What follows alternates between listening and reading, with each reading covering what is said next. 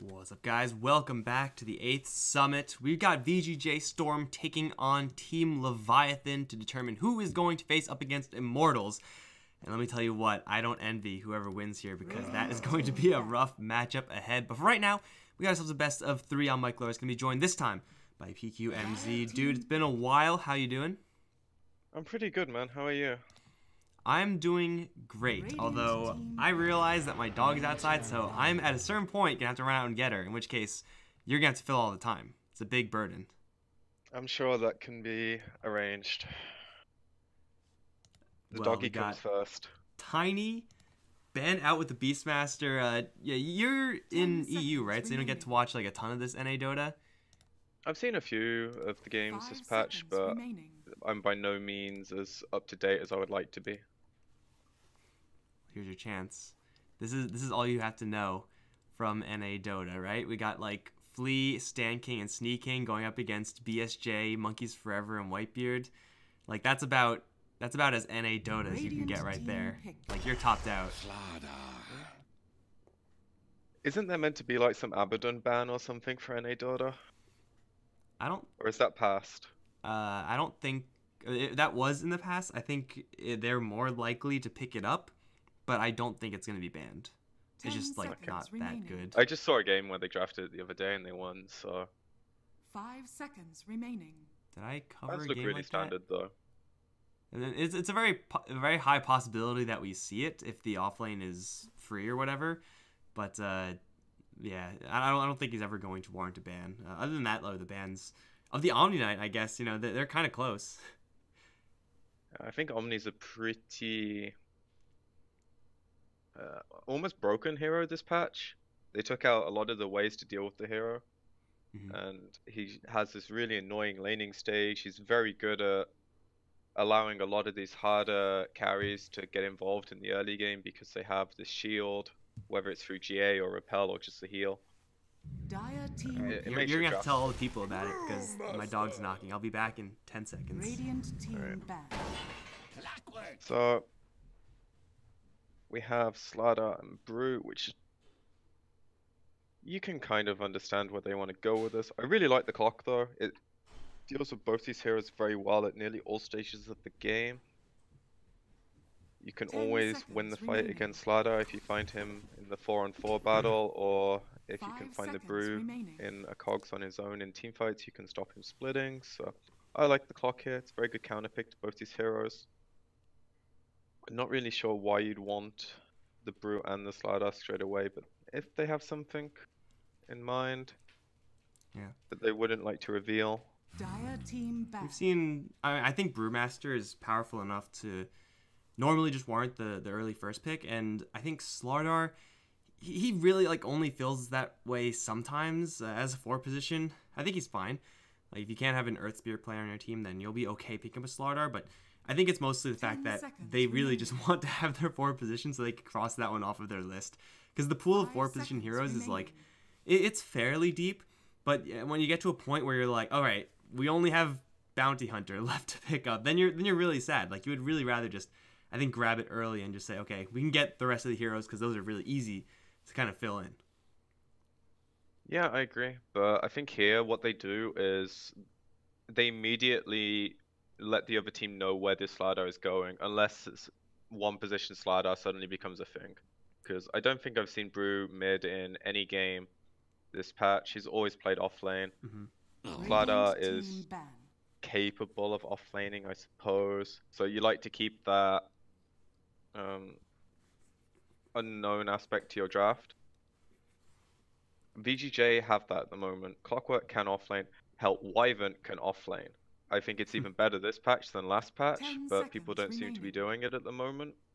And that just leaves you some play. 5 seconds remaining. I don't think I've seen any of them do it. I've tried it a few times in pubs and I really like it. I think that's the only time I saw Wyvern go to the offlane. I saw Mushi play Slaughter safe lane, so like yeah, there is a good amount of potentially crazy flexibility here, but you know, I would expect it's going to be supporty Slardar with the Brewmaster offlane. support you 10 Winter seconds Wyvern with a remaining. Clockwork as the 4 position. Most likely. Yeah, I mean, just looking at the bans, you don't ban out a Tide Hunter if you are expecting the Clockwork to go towards that off lane. Other than that, though, Puck, Anti-Mage, and Quap, a lot of these mobile heroes going to get the ban hammer out of here. VGJ.Storm, you don't really get a ton of lockdown with the Winter Wyvern and the Clockwork as your 10 support duo. seconds remaining.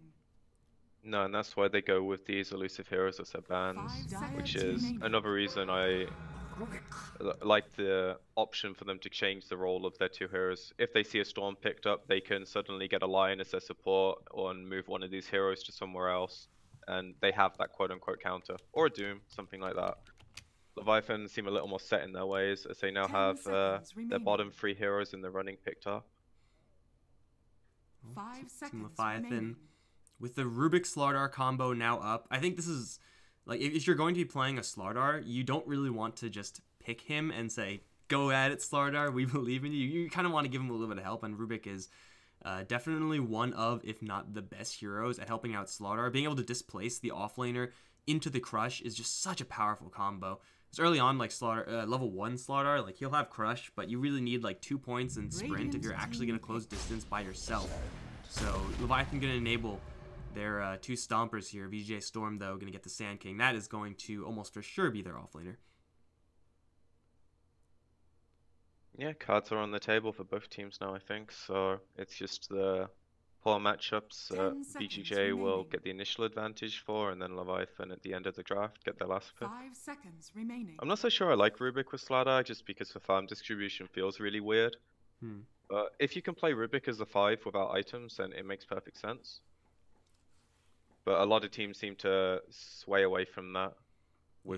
I mean, it definitely is awkward. Rubik as a support hero, like, does so well if you get just a 4-staff. And it's usually not that hard to get a 4-staff, but it's still, like, a lot of gold if you're playing that 5 position. Hopefully, for the Rubik's sake, you, like, kind of make that up in getting kills. Because you're setting up for a slaughter, you're going to be involved there. That's why I said the Rubik is, like, you know, just one of. I like Witch Doctor Slaughter, man. That's where it's at. Yeah, I mean, they have a lot more synergy than Rubik Slardar for sure. But I think the main reason they went with Rubik here is just because of the clock. They want a hero that doesn't die to him immediately when he gets caught out. That's one of the strengths of Rubik in this matchup. And now he's got a Sand King to steal spells from, which is always nice. And you have a bruise, so your 5 position is likely to get a little injection of gold every time you use that split if you can win your fight. 10 seconds Maybe take a tower as well. Gyro fits very well into that game plan. 5 seconds Very remaining. good rotating carry that can move to make use of bruise splits early in the game. Not so good against Sand King in the lane, in my opinion, but we'll see how he skills and what he prioritizes. That can make it a lot easier or harder. You do get a lot of catch with early game with this Team Leviathan draft. I mean, obviously VGJ.Storm have no issue starting fights on their own terms. Clockwork and Sand King are absolute all-stars in that regard, but the new and improved Gyrocopter, for the most part, still does old Gyrocopter things. He'll blast you with magic damage and technology early on, and maybe mix in a little bit of homing missile, but in the later stage, all about that flat cannon damage. It is a hero that, though, is very easy to pin down and pick off, and VGJ.Storm, I said, already have the initiation, are going to overload initiation now in the Storm Spirit. Gyrocopter is great, but if you take him out very quickly, and with this opening from VGJ.Storm in the draft, they definitely can, then the hero will not have any defensive power through his allies. I think this was a really obvious pick with the bans they did before picking up their Sand King. They ban out 2 heroes that Storm can suffer against if they can play the tempo game or get ahead of him in any way. And now Leviathan have this awkward situation of how do they bring some lockdown to their mid lane. DK would be my first guess for their liner, and I feel like the other options are all kind of falling off later from there. They need a way to set the pace of this game so that the Storm doesn't come online. 5 seconds But remaining. I'm really not sure that it's going to be easy for them. They could kind of say, okay, Storm Spirit, we're going to apply a lot of pressure to you, in which case you get someone who can just straight join the Rubik Slaughter in making those aggressive plays, which is one way to go, try to outlane the Storm Spirit.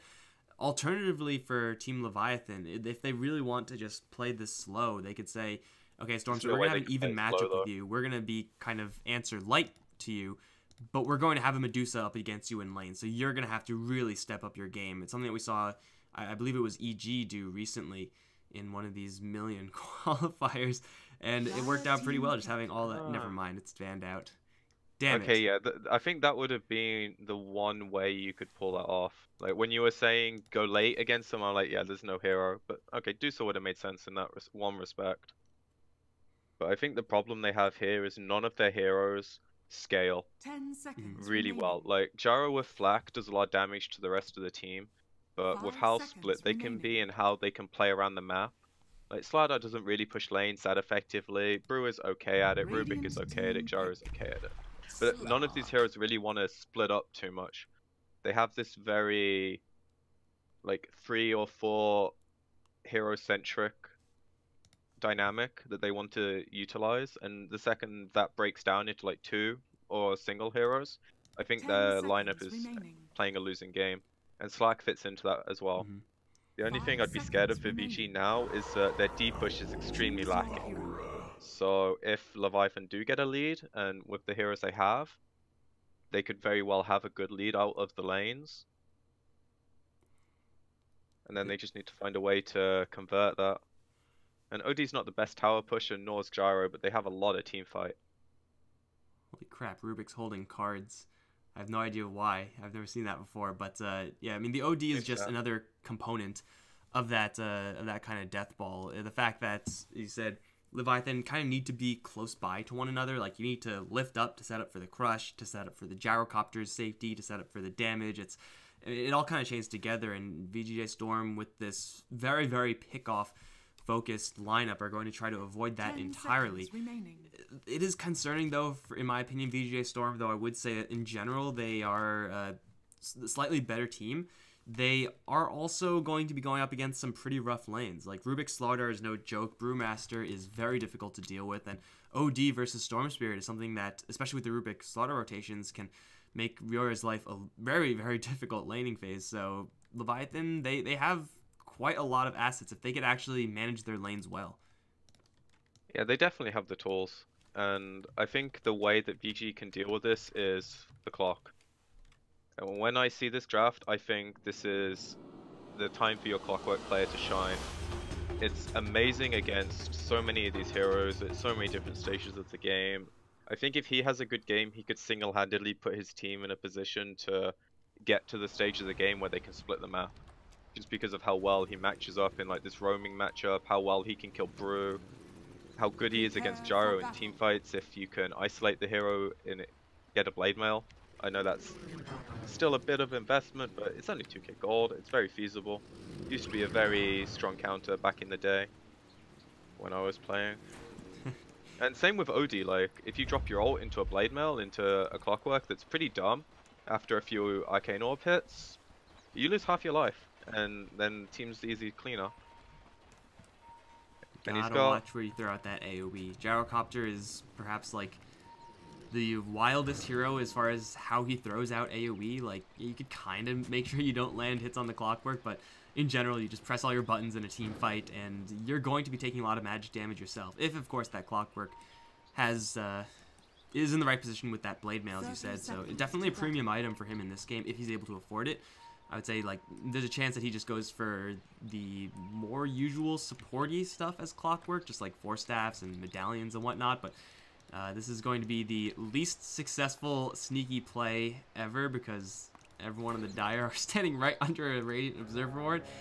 Most likely should still just be a 2-2 split. A quick sweep of the items and the hero assignments. It's pretty much exactly what you would expect from Leviathan, and I'd imagine for VGJ.Storm it's going to be very similar. Yeah, just sanking offlane. Although this is a little bit sneaky. Winter Wyvern and Clockwork waiting for an early ambush in the bottom lane. Yeah, this is one thing that I think they can abuse very well, because Rubik and Gyro are strong heroes against, like, one weak offlaner, but if you actually put heroes in their face, they do no damage, and they have no way to sustain like constant harass in the lane. And if they can get some kills here, it's really good. Or just even put pressure and get their Sand King off to a good start, because they do not have good heroes at killing Sand King. Sand King does not have boots first. Not gonna matter. Burrow Strike still lands, and that was the issue, but they lift up the Clockwork. Whitebeard, so smart to just instantly respond with the lift, but not on the Sand King, because that would have really done nothing. Keeps the Clockwork cogs away from BSJ, and Whitebeard was ready and waiting. Still, that did a lot of damage. A really good cost-effective damage trade there from VGJ.Storm. An even better response for sure coming out from Leviathan. And now Nusham is going to show up in lane. I don't think VGJ.Storm can really go for this any longer. In fact, sneaking has to be very careful. Rocket Barrage was not picked up. Here comes the Plink onto the Sand King. Does quite a bit of damage. And he will get lifted up as well, just with a couple of right clicks. He has a Burrow Strike to get out. A little bit more distance. Is going to salve up just a touch, but Nusham is here with a two-man crush. Gets a first blood for the Rubik, and Flea can do nothing but run away. I came here to be tested. And I think this is the early game they really didn't want. Like, Slardar coming down here under a ward, still gets a kill. Their Clockwork has cogs level 1. If you can manage to get level 2, Sand King might be dead again. That lift up into a crush is so backbreaking. Sneaking at least will get off to the side. Flea's cogs keeping BSJ at arm's length. We'll get them both out of there. And Slardar isn't exactly the brightest penny. He will take a long time to get back up to that 80 mana mark before he can make that play again, but it's just such an easy setup. Although the stun combo was not exactly perfect. It doesn't need to be though, because for now it's about securing his lane. And he's missed a few early CS, but I imagine the lane stabilizes a lot. In the meantime, we see Storm Spirit going up against OD. Currently, well, completely dead even. A little bit of HP here for Rioria that Garter doesn't have right now, but it's not a terribly huge deal in the grand scheme of things. Up towards top lane, in the meantime, we got Slark going up against that Brewmaster. Haze is not exactly a huge deal up against the Slark since he could just pack that off, but Monkey's Fervor still is just that durable. He's going to take a lot of damage, though, from the Wyvern. Oh, man, Arctic Burn level 1. That does quite a large amount. Still, Ritsu should be able to get a decent amount of free farm. I don't think they could actually pressure Monkeys Forever to the point where they're able to get a kill. Crush on the bottom lane misses. Should have waited for the missile. Burrow Strike gonna come in, keep the Gyrocopter at a distance, and Slaughter has another crush. Will land it onto Blue. The Fade Bolt. They'll zap him and get the kill. 2-0 now for Leviathan's bottom lane.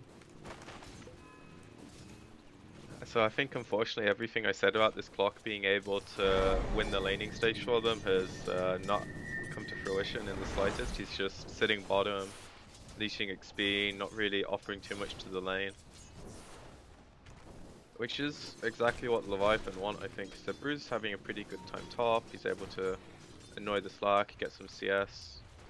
Wyvern's not really the best hero at zoning him out. Can always TP, they don't really have kill potential without the clock.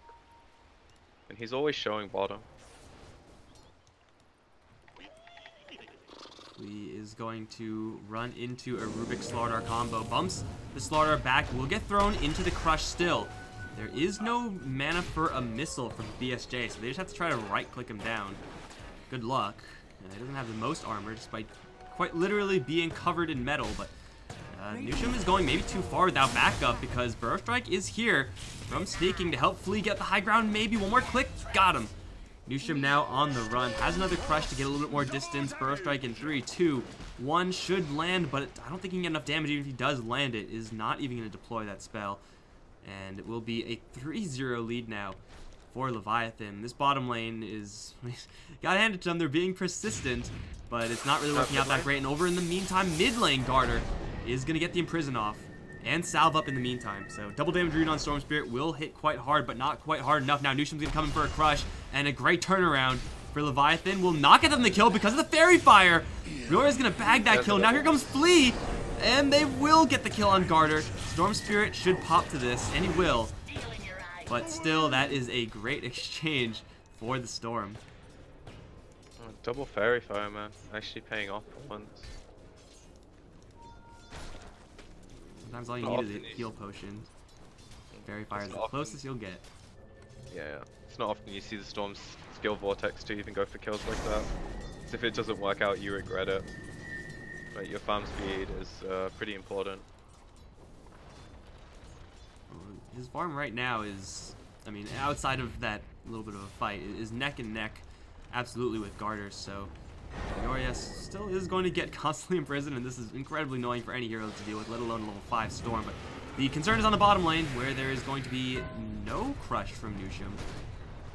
Just going to let that one go. Seeing the Winter Wyvern means that they stop going for that kill, so a little bit of hesitation there from Leviathan, or caution. This time, though, Flea's going to walk in straight into the crush. With the Cogs, though, is going to guarantee himself that bounty rune, and a little telekinesis on cooldown. Nusham is going to avoid the Cogs, skirts the distance, grabs an Invis rune, though, misses the crush. The missile is going to do quite a bit of damage. It's level 2, but with the raindrop just delivered, the Clockwork's A-okay, sneaking out the Burrow Strike. There's another crush onto 2 this time. Flea's taking the right clicks from Nusham and Whitebeard here. And everyone's just running every which way, but the Radiant aren't taking that much damage. Spellcast now finally cutting through the raindrop. Nusham with another crush. It can't get it off because of the battery assault of Flea. And VGJ.Storm now finally making some strides in this bottom lane area. Yeah, it's the first good thing to happen for them committing this clock bottom. I think the main problem for them is now trying to find somewhere else to use him. Brew has split top now, and he's got his levels, so he's pretty tanky.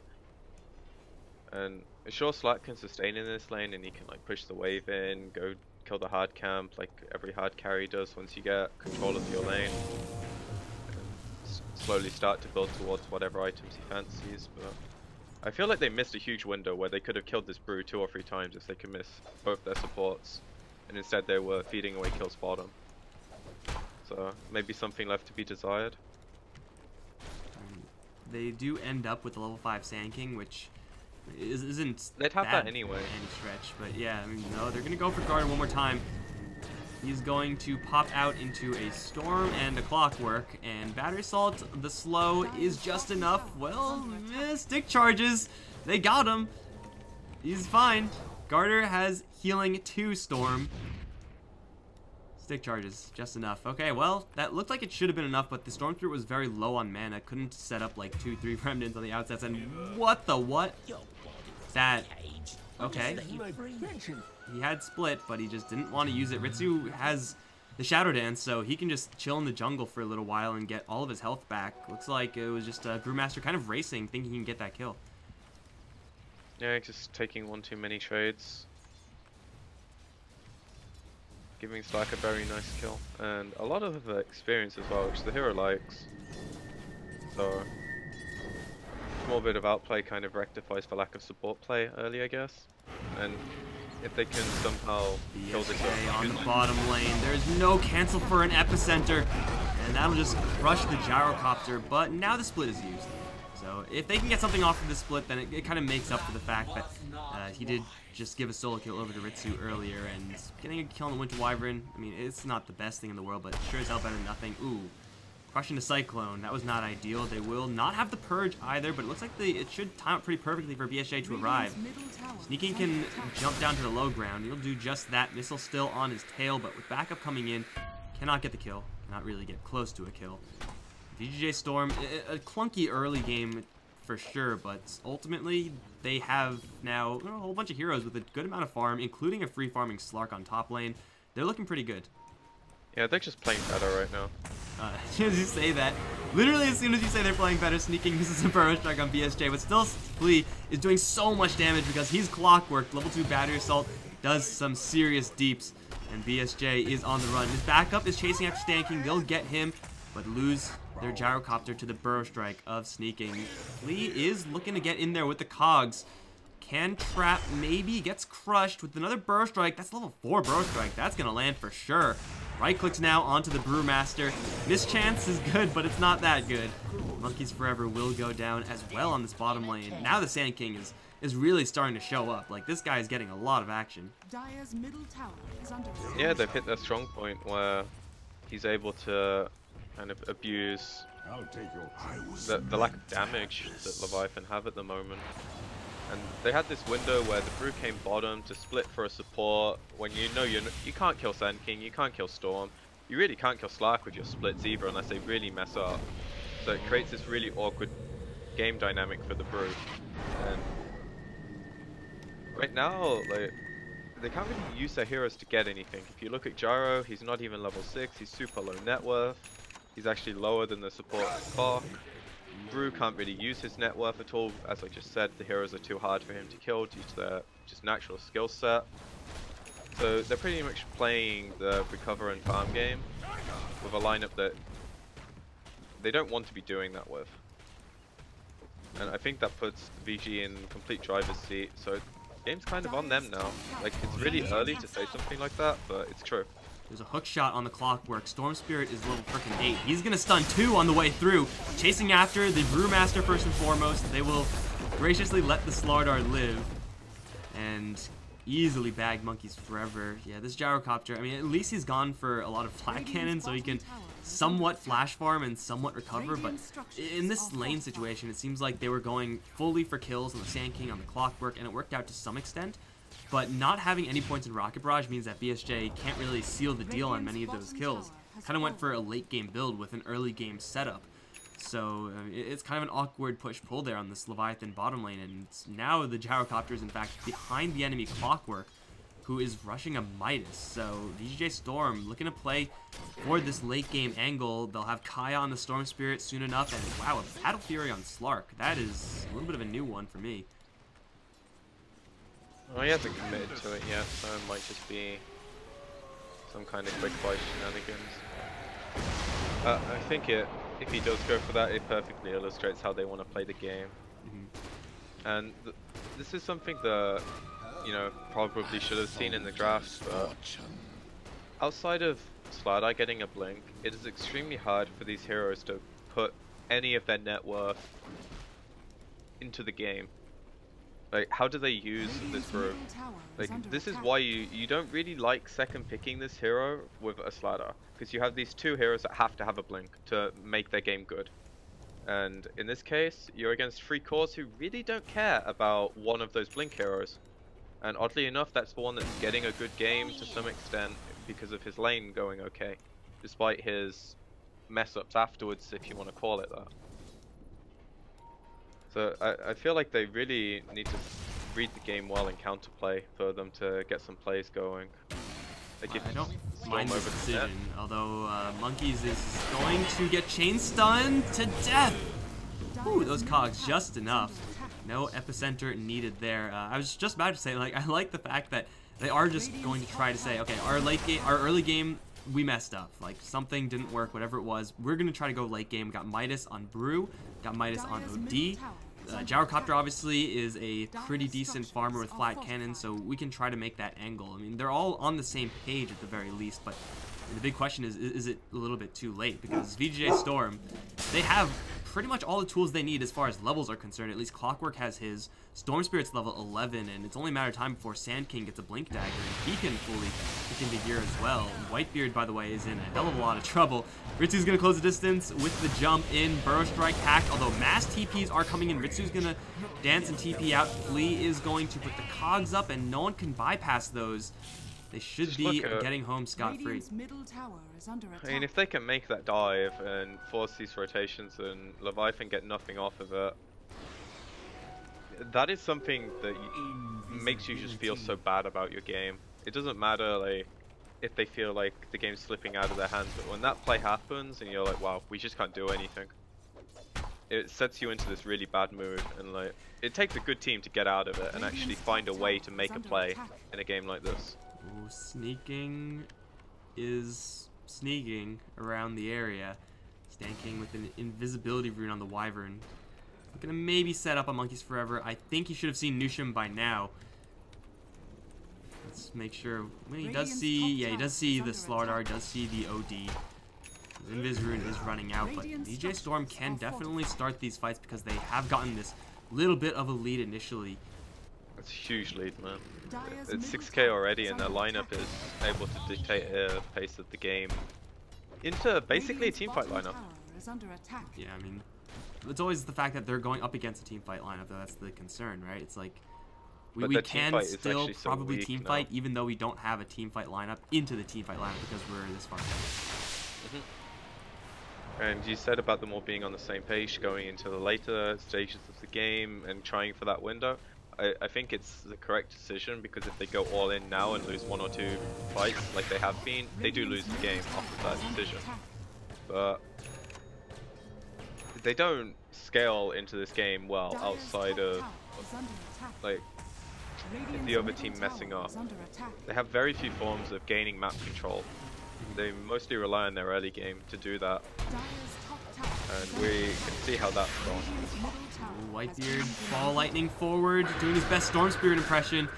Isn't going to get anything done though, just depletes his entire mana pool. Can't ball lightning into the telekinesis. Otherwise would have been pretty sick on Stan King, not able to make that happen. The tower at least will be denied, so at least Leviathan have that going for them, but it does seem like they really need to get a Blink Dagger and just try to start a fight. Like, sitting back in this type of game state, I don't see them coming out on top, especially if Ritsu is in fact going for the Battle Fury, which he is gonna get. So Slark with the Queen now. Yeah, I think Leviathan need to stop prioritizing this Brew as a hero, and they need to get Slider his Blink. Like, I think in this situation, you want to put your Brew in the most dangerous situations for farm. Draw VG to gank him, because that's what they've been doing so far. But like this situation, bottom, where they're putting their OD away from farm to give Brew a Blink, I don't think matters. This split is... I mean, yes, he's really close to it. It's very common, and it can turn fights around. And I can be completely wrong with this, but they have such good heroes at getting away from the split. You're probably only getting supports with it, whereas Slada can guarantee you kills on course, as long as you have Rubik that's close enough to follow up and one hero to do damage. Which OD can do because he has his first mobility item in his Force Staff, so he can follow up a smoke. Maybe Rubik steals a good spell or something. Is gonna get lifted. Whitebeard with the read. Just walked right into range, lifted up Sneaking after the Epicenter was channeled, and Sand King did jack with it. Blink Dagger also now revealed, so Whitebeard has been playing this Rubik about as good as he can given the situation, but still not getting that kill at the Epicenter for Sneaking is not a terribly huge deal. Epicenter's great and everything, but it's not an absolute necessity. In the meantime, we also have a Storm Spirit who's been really quiet, it seems. Picked up his Kaya, hasn't done anything with it just yet, has just been camping out this top lane, is just gunning for that Bloodstone and should have it momentarily. So Ryoya, with the Kaya and Bloodstone, he's ready to go. Yeah, he's pretty much there. He also took the Remnant damage, so if he actually decides to go in for fights, he's going to do a lot more damage to these supports, which don't really have any way of dealing with him if they get pulled. And you can see like how much they're committing for just one kill here. All 5 heroes in the same vicinity of the area. Storm's been top for, I don't know, like the past 8 minutes while his team's played on the other side of the map and Slack's played in their jungle. And they're getting this complete out-farm situation going. And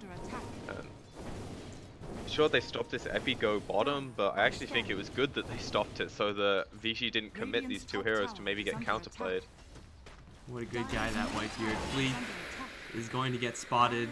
We'll have the missile still chasing after him because, you know, he gives off heat apparently. Roya, gonna see the Slardar, see Whitebeard, and that is exactly what you were talking about. With the Blink Crush there, they at least have a shot of killing off the Storm Spirit. I'm not sure if they have enough damage, but it's better than having a 0% chance. He's gonna jump all the way back to his secret shop, pick up that Bloodstone, got the Kaya up, and my god, we have an Ether Lens on the Winter Wyvern.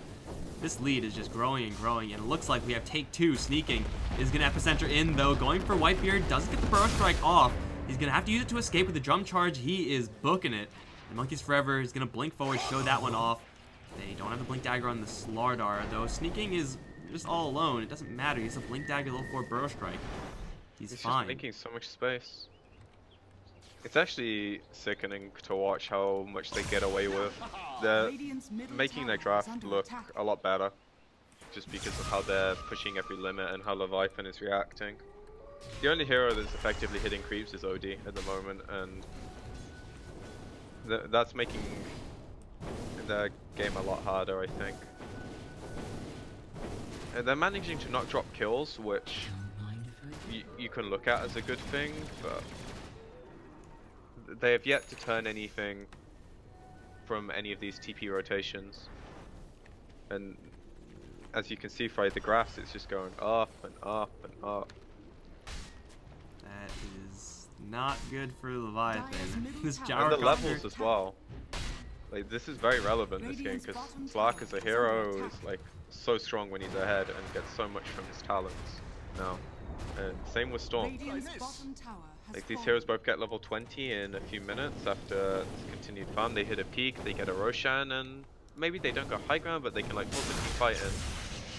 Carter gonna get jumped on. Vortex damage isn't quite enough to insta-gib. Now to run him away from the split. I think they should be fine though. Slardar's coming around with the Blink Dagger onto a Storm Spirit. If they chain stun him properly, they have a chance here, but the Burrow Strike is gonna prevent the Sanity's Eclipse from dropping. Great timing there from Sneaking. Getting the Storm Spirit out. He's still being chased by a missile, but he should be fine. Sneaking will die for that play, for sure, but man, saving a Storm Spirit like that for sure is worth it. And even though the loss of the Sand King is pretty expensive, it's just buying so much space for everyone else around the map to get this farm up. Ritsu has his Shadow Blade. We have Clockwork pick up the Midas, I think like 5-ish minutes ago. Now is staring down the barrel of a Blade Mail. Ritsu v Garter. Now they're going to banish the Winter Wyvern up on the high ground. She does have a curse and the hook shot to cover. Looks like they're not sure what they should be doing. They push back the OD. Now they're going to jump in, look for the Slardar. Pounce misses though. And Ritsu has to book it out of there now. Is probably going to be okay, although there is a Blink Crush. He'll pounce right over it. Some serious gymnastics here from Ritsu. Now picking a fight with Nushim, though. His pounce is still on cooldown for another 1 second. Can't reinitiate. Slardar moves fast in water. Slark does not. Don't ask why. And everyone else from Storm will back off. That being said, it's not going to do jack for the net worth deficit for Leviathan. Radiant's bottom tower is under Nope, they end up losing their courier. They also lose their tier 2 bottom. And this is, I think, going to be how the rest of the fights go. If they can manage to get 1 or 2 heroes in some kind of stun lock, that they might be able to chain together enough damage to kill them. But after that, is under attack. even if they manage to kill Slark or Storm, the other one's going to be able to run rampant. And with the builds they've gone, having Bloodstone, maybe not before Kaya, he could have had 1 or 2 more charges maybe, but he's at this point where his mana regen is about the same as his expenditure, unless he's going really far with the sips. So he can clean up, and Slark has this huge amount of damage. He's going to have the Scatty in the next 5 minutes pretty easily, providing nothing goes badly for them. Which I don't really see it happening, honestly. They just have so many ways to cover every play they make, and I'm sounding extremely pessimistic, but if anyone actually sees a viable way for them to win, please let me know. I don't. The other team overextending is not a viable answer, by the way. Oh. Because they've played really well the entire game. Like, they've never gone 5 heroes into a lane and tried to overplay. They've made space with the right heroes, and the heroes that have been farming have been doing it in a way that creates pressure on the map, so they get towers. And now there's only 1 outer tower left. So that plays a little harder to do now, and it's all just about economy, warding, pickoffs, and finding their way to a peak that allows them to end the game. Which will probably be in conjunction to an Aegis at some point. But they don't have to take Roshan now. That's like one of the few ways they lose the game. Maybe Brew gets a good split into like a 2 or 3 hero Slardar crush into an OD ult, and they lose the fight. So they don't go for that play. They just push this lane, this lane, this lane, and farm all of this. And life is good. This is like one of the best Dota games you can ask for if you're VG right now. So easy for them. Man, it's a great game, especially for these supports who I'm sure are used to getting absolutely nothing. But in this game, they're like, yeah, we're winning. We don't have to do anything, so let's just farm. I'm Clockwork. Let's get Shiva's guard after my Hand of Midas. Why the hell not? Oh, big ball lightning onto the Rubik. Ryoya is going to, well, not spend any more mana. Doesn't need to. He's going to get the kill with Soulburn, but someone gets bubbled. Who actually is that? It's poor Winter Wyvern. Well, I mean, I think that trade is pretty good for Leviathan, all things considered, but in the meantime, Ritsu, he'd just be chilling in the Roche pit. Royo's gonna grab a regen rune because that seems fair. This is really slow. This is not a fast Roche, but I don't think Leviathan can get up here and actually fight. Like, even though VGJ.Storm are all damaged right now, kind of banged up, low mana on Ryoya, I don't think it matters. They know where they are as well, so it would be the perfect time to like use the wards they've got around the pit. Oh, Ritsu is going to run an intercept straight into Nushim, though he doesn't quite see him. I think he caught a glimpse. Definitely sees him now. Fish v fish action. Okay. Got a little deep. Yeah, that's a little bit disappointing. I expect better from you, Ritsu. You got to go in non-stop. And this is a testament to how safe VGJ.Storm are playing. We saw the Storm Spirit not use that extra mana to secure the kill on the Rubik. We see Ritsu not diving deep into these kills. Oh, Arcane Rune and a regen. Oh, Jesus Christ. If anyone shows solo, they're dead right now. So, this is one thing Leviathan's done a good job of the entire game, is not bleeding unnecessary kills. They've done it at a huge detriment to their farm, which I've been trying to explain, but they are bleeding kills, so maybe Storm makes a play like that. Admittedly, it was very unpunishable when he did make it, but maybe he gets bored at one point and he decides, you know what, screw it, I want to use my items. That happens, and I'm pretty sure NA teams are susceptible to this a lot more than most. And that might win them one fight. And here they're smoking into a wipe. Epicenter sneaking. They really want to commit into this. Well, the Epicenter will do a grand total of nothing because of that curse. Curse is going to be returned now. Burrow Strike still lands onto a bunch. Out here comes Ryoya. The big ball lightning in. Sneaky just sandstorming in the middle of everything. The Storm Spirit, even if he goes down here, he has an Aegis. Ritsu's doing quite a bit of damage as well. Now here comes Flea with the Shiva's Guard. These Brewlings are going to maybe even get cleaned up. I don't think they can quite do that, but this Brewmaster is going to have to pull something pretty serious out if he's going to escape this. Not going to happen. Well played is called by Stanking. Indeed it is. Every single gank, every single move that Leviathan have tried has run into either no one or the Winter Wyvern, and that's not good enough. VGJ.Storm stomp a fight, and now they don't even have to go high ground. They don't have to. They can just sit back and do whatever they want. I mean, they definitely should take this tier 3, but yeah, I do agree. And I think as much as you can harp on Leviathan's maybe bad draft order or their lane's going so badly, you still have to beat what's in front of you, and the Wyvern's positioning has been stellar. Crush onto 2, but it's not enough because Flea just swings right by with the Arctic Blast. GG is called, and Ryoya doesn't even die.